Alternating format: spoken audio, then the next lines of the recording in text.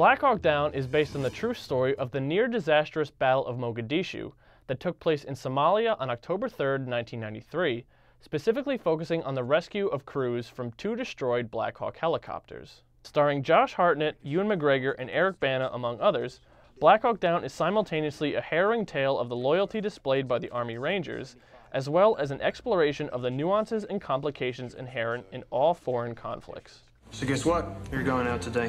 What? It's what you wanted, isn't it? Oh, yeah. Hell yeah.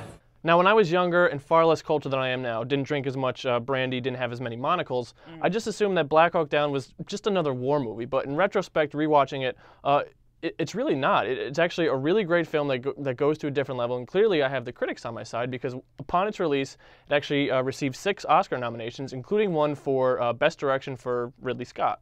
And age has made you wiser, and now you can see that it belongs in the echelon of great war movies. But why do you think that is? What made you change your mind? I think a lot of it has to do with the fact that it's based on a true story written by a guy named Mark Bowden, who was a journalist, but chose his writing style almost as though it was a fiction narrative. So it really has that flow to it, but it's got that realism on the ground kind of feel to it as well.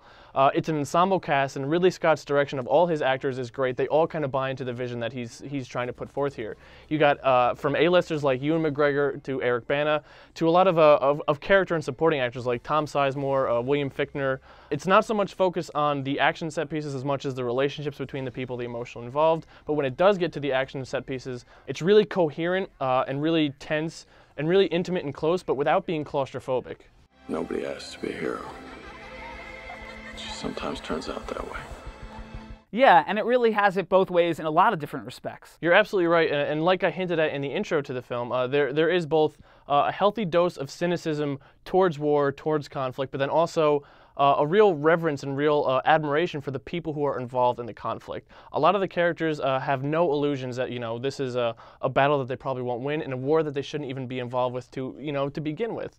But they are still dedicated to their goals, they're dedicated to the service, they're dedicated to each other. And that's really important. That's what makes this movie so effective, is the fact that you believe in these relationships, you believe in these characters, and you have to admire that, even if they're fighting a war that we may not agree with, that they might not agree with, they're giving 100% to it. And I think that's such an amazing fact that we've lost a lot of times nowadays.